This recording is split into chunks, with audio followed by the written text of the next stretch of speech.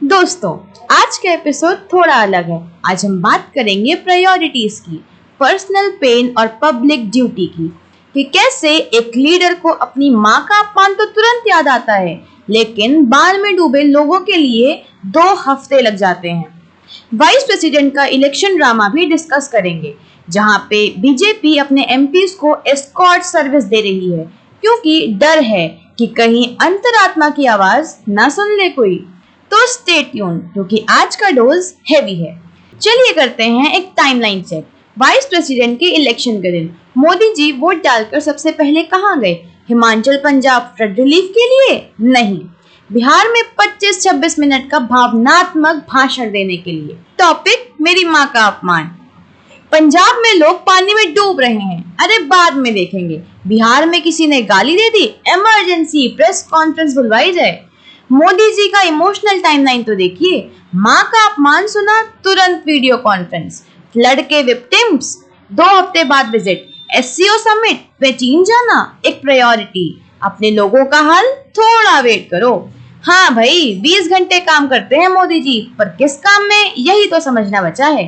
अब आते हैं पंजाब की हकीकत पर। 51 लोगों की मौत, 1,48,000 हेक्टेयर की फसल बर्बाद, 329 गांव प्रभावित, और मोदी जी विदेश दौरा खत्म करके आए हैं, लेकिन फ्लड एरियाज नहीं गए, बल्कि बिहार में इमोशनल स्पीच को प्रायोरिटी दी।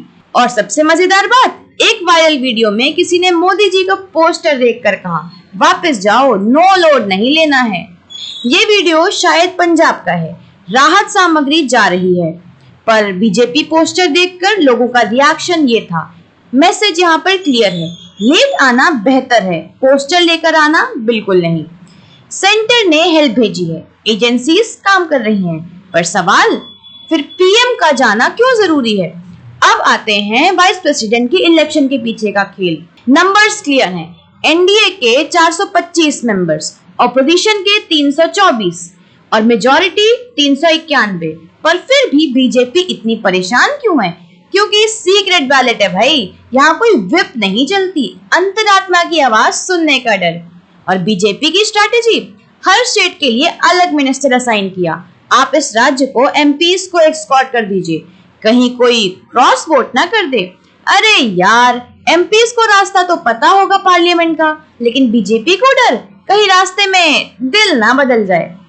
अखिलेश यादव ने क्या कमाल किया, वाइस प्रेसिडेंट के इलेक्शन के दिन अपना वोट डालते समय सबको दिखाया, वोटर राइट्स का मुद्दा फिर उठाया, सुदर्शन रेड्डी को पार्लियामेंट में बुलाया।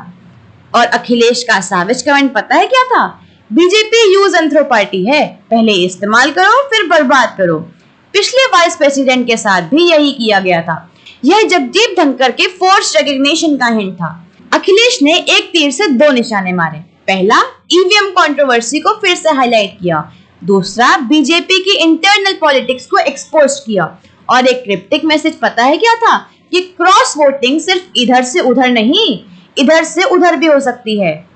इसका ट्रांसलेशन ये है कि हमारे कुछ लोग आपकी तरफ भी जा सकते हैं। अब आते हैं असली मुद्दे पर, मोदी जी की प्रायोरिटीज का पैटर्न।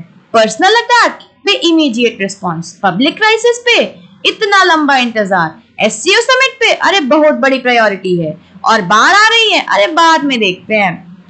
यही मोदी जी हर रैली में कहते हैं, मेरे प्रिय परिवारजन, लेकिन जब रियल परिवारजन मुसीबत में हो तो 2 हफ्ते वेट करना पड़ेगा। माँ के सम्मान बहुत जरूरी है, लेकिन क्या सिर्फ अपनी माँ का?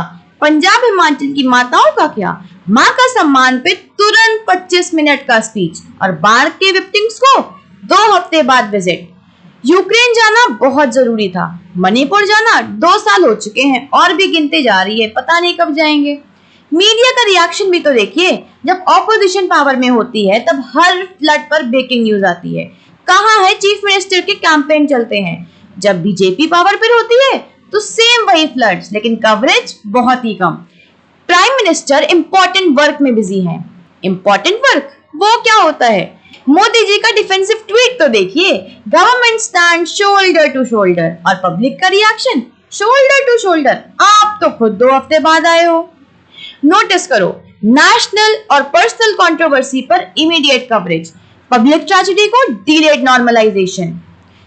वाइस प्रेसिडेंट के इलेक्शन में ऑपोजिशन का गेम ये है कि अखिलेश का psychological warfare, red cap solidarity दिखाई, सीक्रेट बैलेट को कंसाइंड वोट का मैसेज दिया, यूज एंड थ्रो थ्योरी में बीजेपी को अनकंफर्टेबल बनाया, बीजेपी मिनिस्टर्स का पैनिक, गिरिराज सिंह को देखा राजीव राय का हाथ पकड़ते हुए हमारी तरफ वोट दे दो।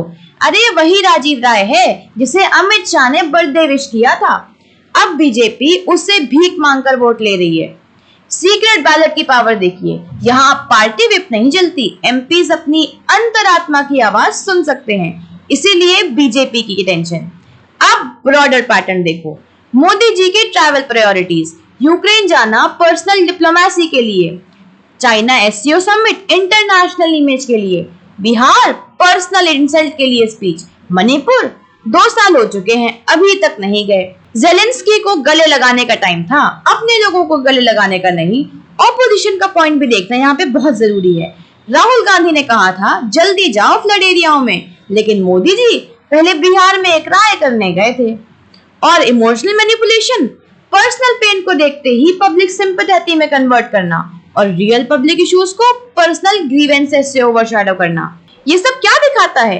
एक लीडरशिप पॉलिटिक्स, जैसे कि पर्सनल इमेज पब्लिक के वेलफेयर से जरूरी है, पॉलिटिकल ऑप्टिक्स ग्राउंड रियलिटी से ज्यादा इंपॉर्टेंट है, और इमोशनल रिएक्शन सिस्टमैटिक रिस्पॉन्स से बड़ी है, इंटरनेशनल प्रेजेंस डोमेस्टिक प्रॉब्लम से बड़ी है।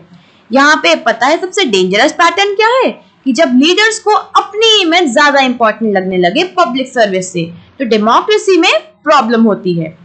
पब्लिक अकाउंटेबिलिटी तो देखिए, प्रिय परिवारजन कहना आसान है, उनके लिए एक्चुअल में प्रेजेंट होना बहुत मुश्किल है। अगर पर्सनल इंसल्ट पर इतनी ही तेज स्पीड है पर तो पब्लिक क्राइसिस पर क्यों नहीं? वाइस प्रेसिडेंट इलेक्शन का रिजल्ट प्रेडिक्टेबल था, एनडीए कैंडिडेट जीता, लेकिन असली मैसेज पता है क्या था? अखिलेश की सक्सेस, ईवीएम इशू को फिर से जिंदा किया, बीजेपी की इनसिक्योरिटी को एक्सपोज किया, ऑपोजिशन में यूनिटी दिखाई दी। इतने क्लियर नंबर्स के बावजूद एस्कॉर्ट सर्विस, सीक्रेट बैलेट का डर, क्रॉस वोटिंग की चिंता, डेमोक्रेसी में श्योर शॉट्स को भी केयरफुली हैंडल करना पड़ता है क्योंकि लोगों का कंसाइंस मैटर करता है।